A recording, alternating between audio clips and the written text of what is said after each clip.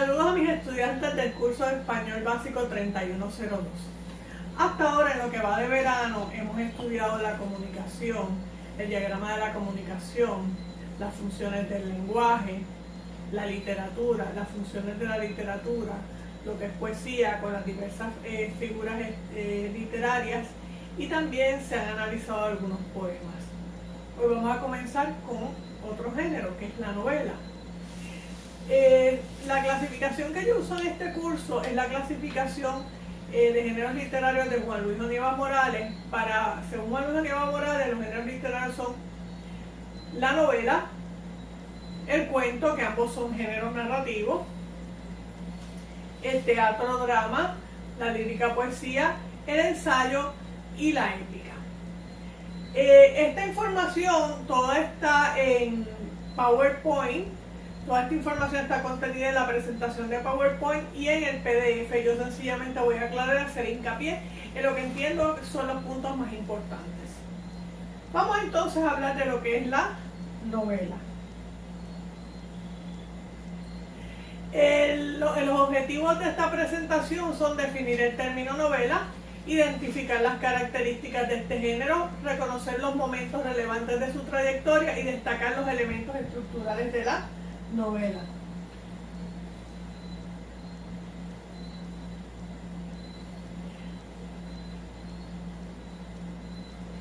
Primero vamos a comenzar con la definición que da el diccionario de la Real Academia. Veremos que algunas de las definiciones que da la RAE son relevantes y otras no.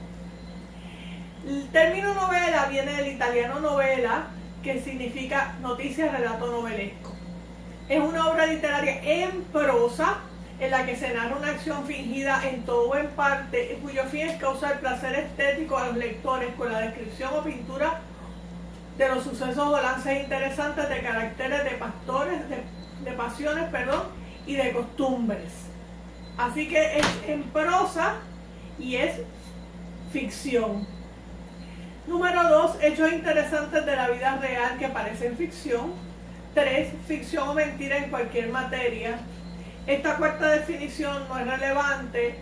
Del derecho, cada una de las leyes nuevas o constituciones imperiales que dieron Teodosio II y sus inmediatos sucesores después de la publicación del Código Teodosiano. Justiniano, después de sus compilaciones legales, y los demás emperadores bizantinos posteriores al derecho justinianeo.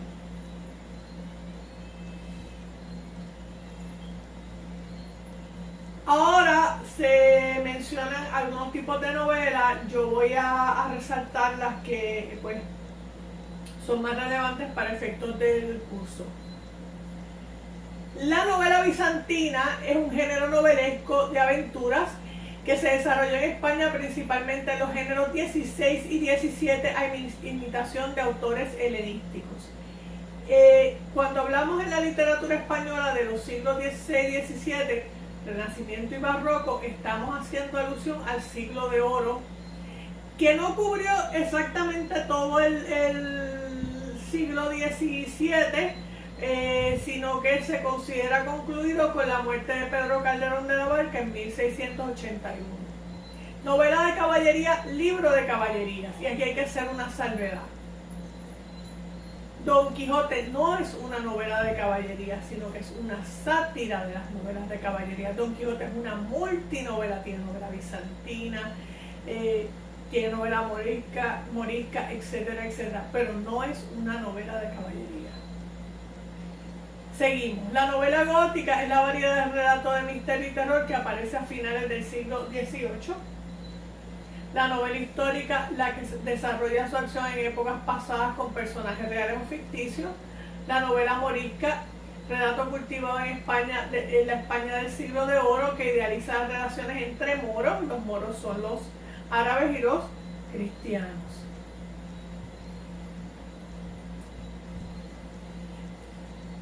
La novela pastoril es la que narraba en el siglo de oro las aventuras y desventuras amorosas de pastores idealizados, y más adelante voy a abundar sobre eso. La novela picaresca, y esta es vital que la conozcan, Es la que normalmente en primera persona relataba las peripecias poco honorables de un pícaro. Se cultivó durante los siglos XVI y XVII. Y la novela picaresca por excelencia, que quizás muchos de ustedes han leído, es El Lazarillo de Tormes, que es anónima. La novela por entregas es una novela de larga extensión en el siglo XIX y buena parte del XX. Se distribuye en fascículos periódicos a los suscriptores. Desarrollaba en general peripecias melodramáticas de personajes contemporáneos y frecuentemente carecía de calidad literaria. La novela rosa, y yo no considero la novela rosa literatura, pero bueno, esa es mi opinión, es una variedad de relato novelesco cultivado en época moderna con personajes y ambientes muy convencionales en el cual se narran las vicisitudes de dos enamorados cuyo amor triunfa frente a la adversidad. Y yo recuerdo, y ella no murió hace tanto, una española que era famosa por escribir esas novelitas rosas, que era Corín Tellado. Por último, dentro de la definición de la RAE, la novela sentimental es un tipo de novela cultivada en España durante los siglos XV y XVI. Narraba una historia amorosa, a veces con personajes y lugares simbólicos, y ofrecía un fino análisis de los sentimientos de los amantes, cuyo destino solía ser trágico. Disculpe un momento.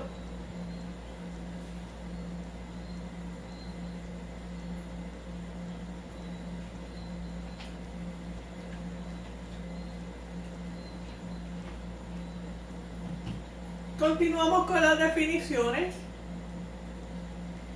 Al igual que muchas de las palabras que se utilizan en los cursos de literatura, la palabra novela es una palabra polisémica, es decir, que tiene múltiples significados.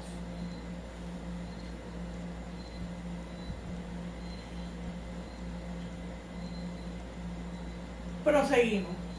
Darío Villanueva afirma: la novela es el reino de la libertad de contenido y libertad de forma, y por naturaleza resulta ser proteica, es decir, que cambia y abierta. La única regla que cumple universalmente es la de transgredirlas todas, y este acepto debe figurar en el preámbulo de toda exposición sobre el comentario o lectura crítica de la novela. O sea que la regla más vamos a decir, la regla que resalta de entre todas las que tiene la novela es la de violarlas todas.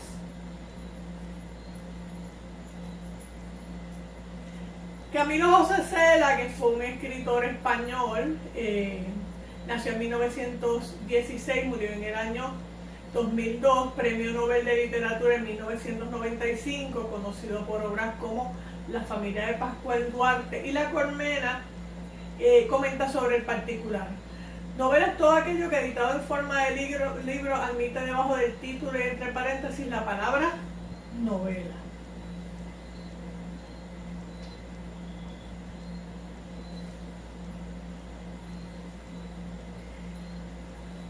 Según Juan Luis Aníbal Morales, la novela posee las siguientes características.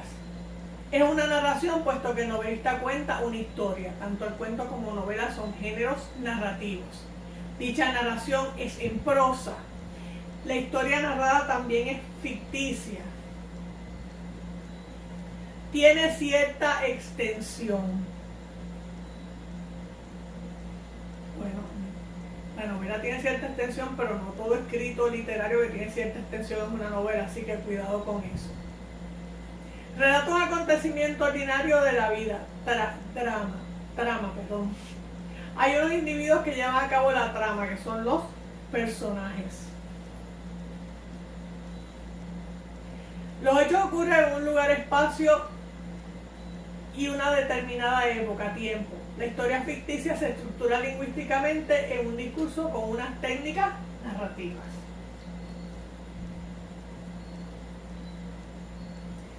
Dentro de los géneros narrativos, que como ya dije son el cuento y la novela es el más complejo y el más reciente.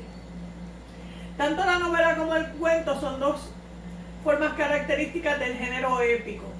La novela utiliza la lógica temporal del cuento. A diferencia de la épica, es un género polifónico, es decir, un género que tiene múltiples voces. Es un género que tiene múltiples voces, en el sentido que de que varias son las voces que resuenan en la novela.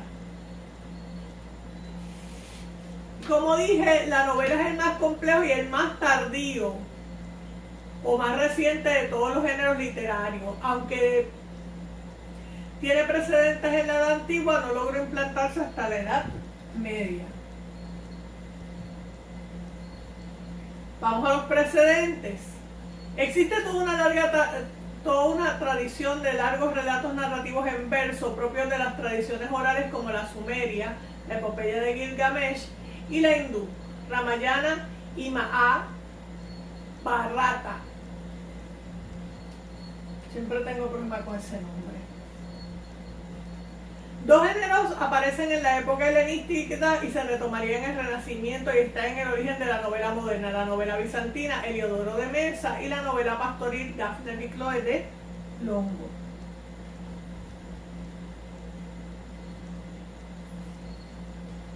Estos relatos épicos en verso se dieron igualmente en Grecia, en Homero, ¿verdad? Homero, el de la Ilíada y la Odisea, y en Roma con Virgilio, que ustedes saben que Virgilio escribió la Eneida.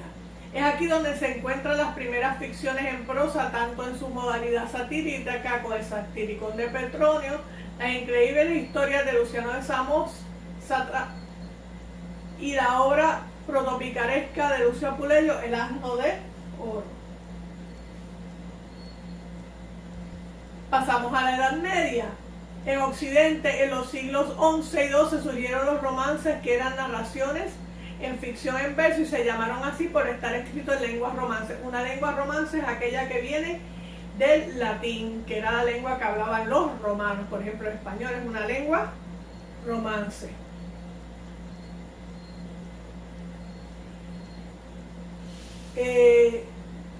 Proseguimos con la Edad Media. Se dedicaron especialmente a temas históricos legendarios en torno a personajes como el Cid, Rodrigo Díaz de Vivar, el Cid, y la palabra Cid quiere decir señor en árabe, o el siglo artúrico, el rey Arturo.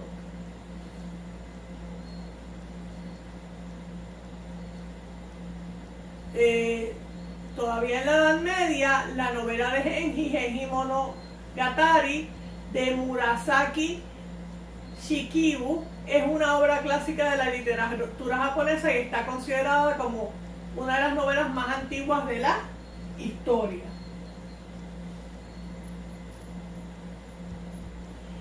En la Edad Media, en el siglo XIII, el mallorquín Ramón Llull escribe las primeras novelas modernas occidentales, Blanquerna y Félix, o Libro de las Maravillas, así como otros relatos breves en prosa, como el Libro de las Bestias.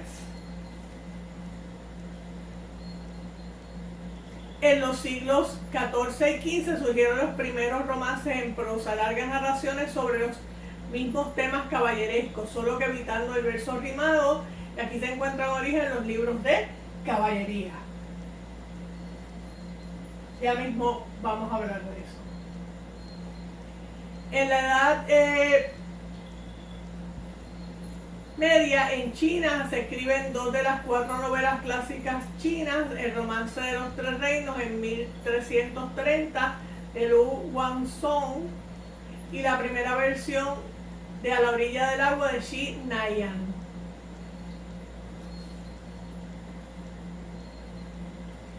Junto a los libros de caballería surgieron en el siglo XIV las colecciones de cuentos que tienen en Boccaccio, Giovanni Boccaccio, y Chaucer, Geoffrey Chaucer, sus más destacados representantes. Solían recurrir al artificio de la historia dentro de la historia, ¿ok? Tanto en el Decamerón como en los Canterbury Tales, los cuentos de Canterbury, hay historias dentro de la historia. No son así los autores, sino los personajes los que relatan los cuentos. Así, en el Decamerón, un grupo de florentinos huye de la peste, eran 7 mujeres y 3 hombres, y se entretienen unos a otros narrando historias de todo tipo. Son un total de 100 historias.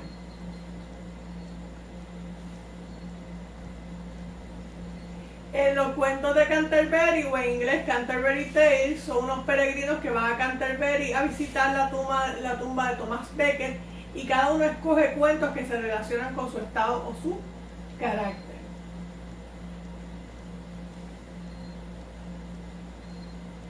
Así, los nobles cuentan historias más románticas, mientras que los de la clase inferior prefieren historias de la vida cotidiana.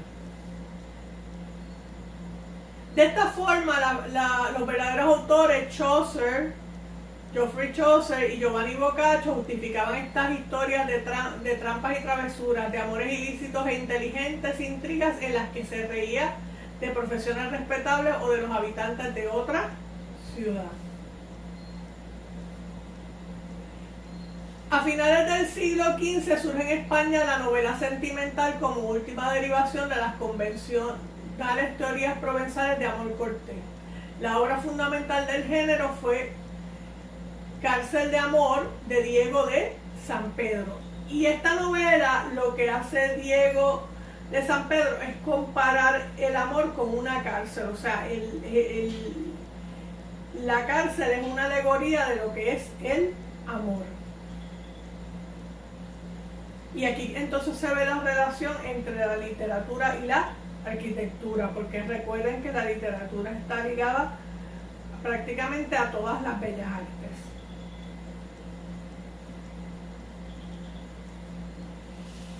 El cambio de un siglo a otro estuvo dominado por los libros de caballería. En Valencia este tipo de prosa caballeresca se difundió al idioma catalán, con obras como Tirante el Blanco, Tirant lo Blanc, de Joan Martorell, 1460-1464, o la novela anónima Curial e Guelfa, de mediados del siglo XV. La obra más representativa de este género fue La Amadís de Gaula, 1508. Esta sí era una novela de caballería. No se le conoce un autor, sino más bien un compilador que se llamaba Garci Rodríguez de Montalvo, que supuestamente encontró los libros de Amadís y los organizó como él creía que iba. Como les dije, la obra más representativa de lo que es la novela de caballería fue La Amadís de Gaula. Este género siguió cultivándose el siglo siguiente,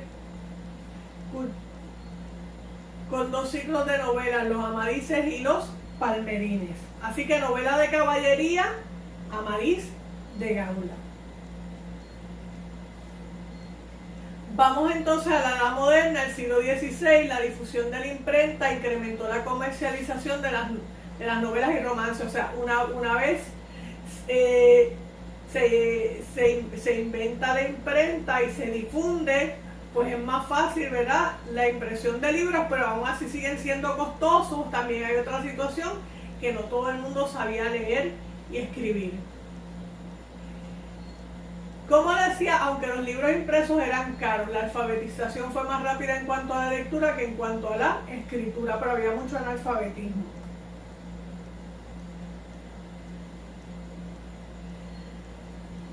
Todo el siglo, estamos hablando del siglo XVI, estuvo dominado por el subgénero de la novela pastoril, que situaba el asunto amoroso en un entorno bucólico.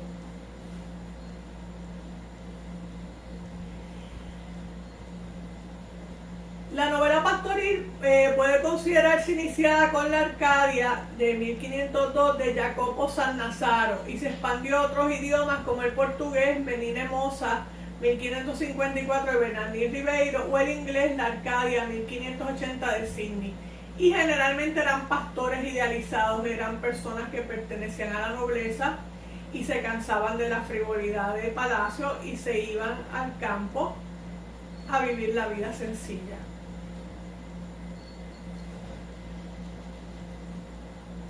Seguimos con el siglo XVI. A mediados del siglo se produjo un cambio de ideas hacia un mayor realismo, superando en este punto las novelas pastoriles y caballerescas.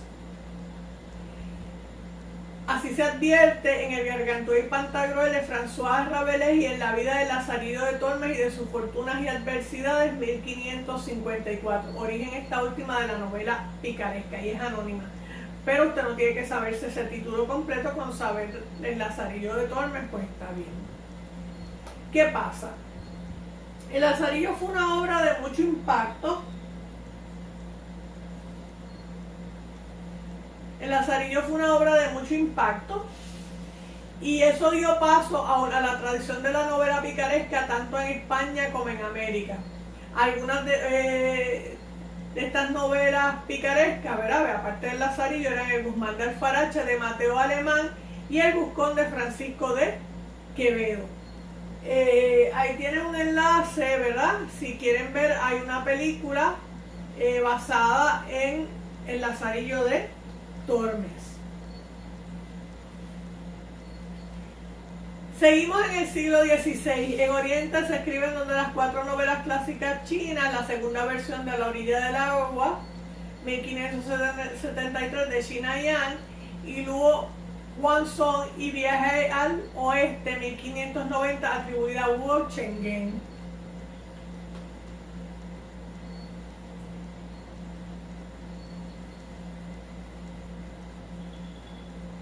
Llegamos entonces al siglo XVII, momento fundamental para el desarrollo de la novela.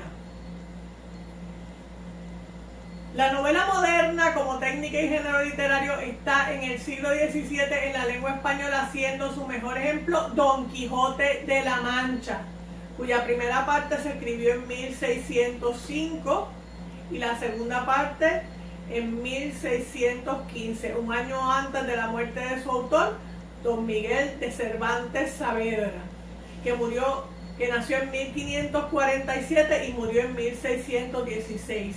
Y por haber perdido una mano en la batalla de Lepanto contra los turcos, se le conocía como el Manco de Lepanto.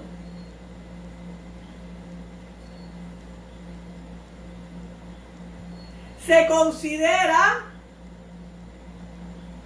y esto tienen que recordarlo, como la primera novela moderna, no de la literatura española, del mundo, ya que innova respecto a los modelos clásicos de la literatura greco-romana como lo eran la epopeya o la crónica. Es la primera novela moderna del mundo, no tan solo de la literatura española. Aquí tienen una pintura de Cervantes.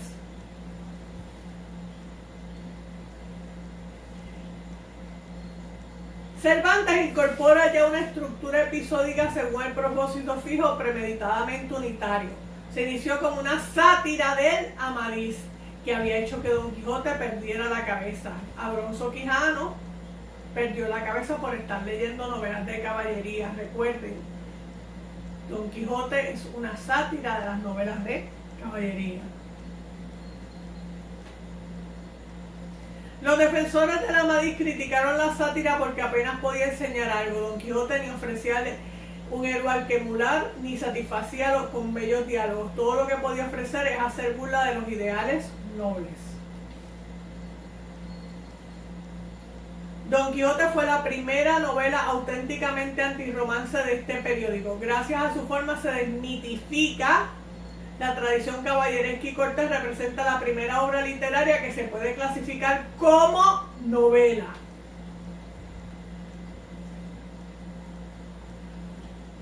Cervantes escribió mucho más, pero incluso escribió teatro, pero vamos a seguir con las novelas que escribió. Con posterioridad al Quijote, Cervantes publicó las novelas ejemplares, 1613. Por novela se entendía en el siglo XVII la narración breve intermedia entre el cuento y la novela extensa, es decir, como lo que se conoce hoy como la novela corta. Algunas de las novelas ejemplares, ¿verdad? La española inglesa, La Fuerza de la Sangre, Rinconete y Cortadillo, El licenciado Vidriera, entre otras.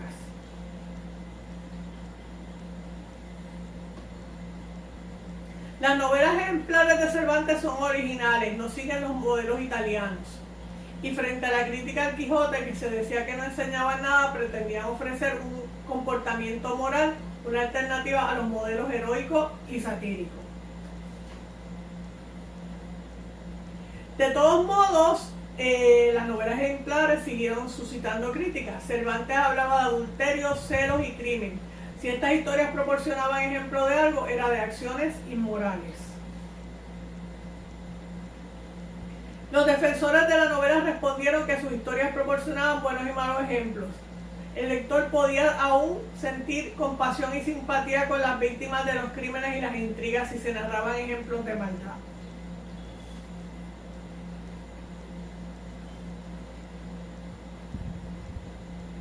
Bueno, arribamos al siglo XVIII.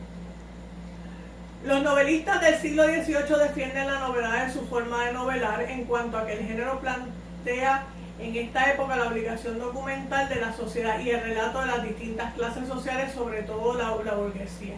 Nace la novela burguesa, y la novela burguesa nace en Inglaterra y en Francia. Nace en Inglaterra y en Francia. Siglo XIX, el panorama novelístico se torna todavía más variado con los grandes cuadros realistas o naturalistas de la época, como los de Benito Pérez Galdós, ¿verdad? Misericordia, Marianela, los episodios nacionales. Jóvenes, y recuerden que el realismo lo que hace es retratar la realidad.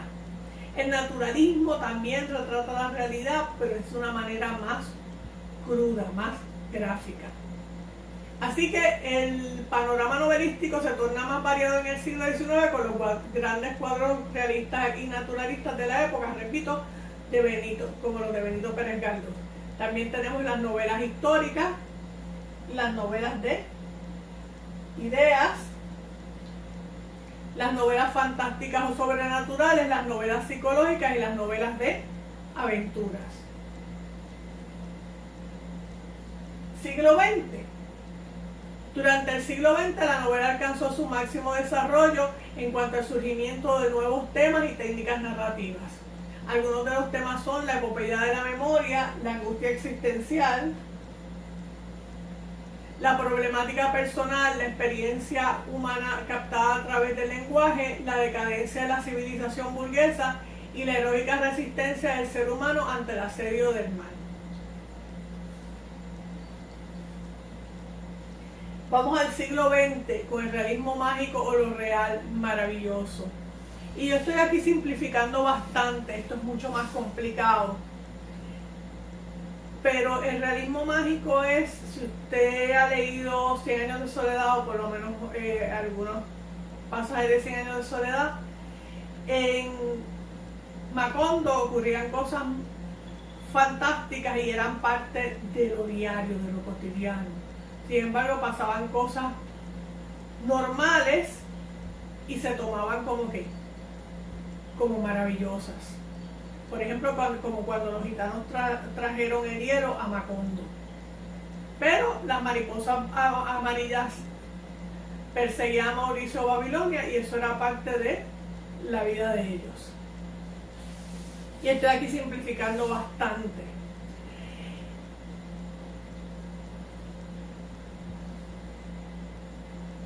Después de la Segunda Guerra Mundial, se desarrolla el llamado boom latinoamericano, con exponentes notables y talentosos, situación que se presenta en los años 60.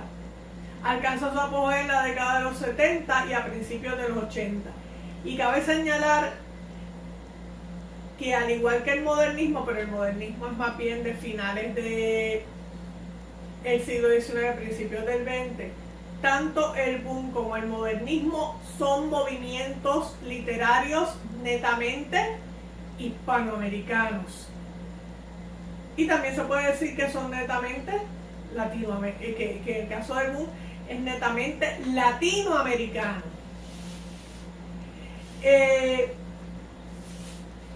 El boom alcanza su apogeo en la década de los 70 y principios de los 80. Entre estos se pueden citar, y hay varios más, pero si me preguntan a mí, y obviamente esta es mi opinión, yo digo que la trilogía del boom fue el argentino Julio Cortázar, que escribió Rayuela. Gabriel García Márquez, que escribió 100 años de soledad, entre otras tantas obras. No fueron las únicas obras que escribieron, pero quizás nada más las que estoy mencionando son las más conocidas. Y Mario Vargas Llosa, que es el único que está vivo, peruano.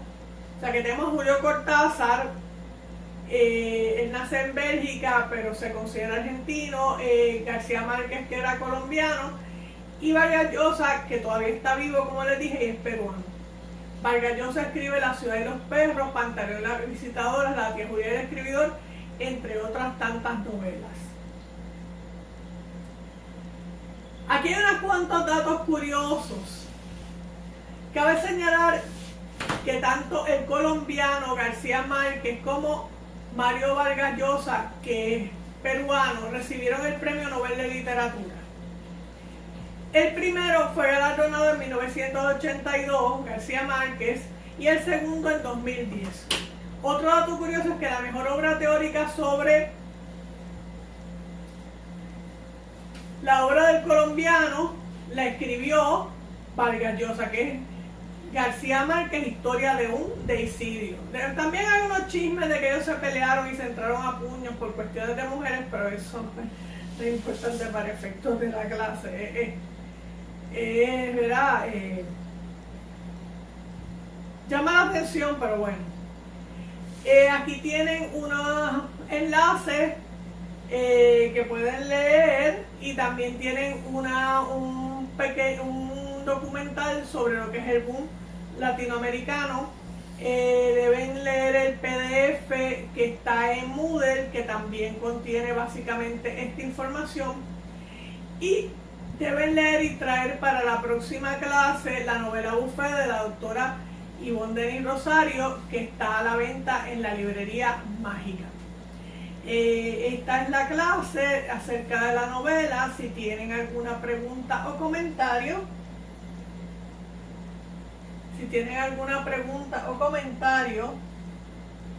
pueden escribirme a carmen.lopez5@upr.edu. Muchas gracias.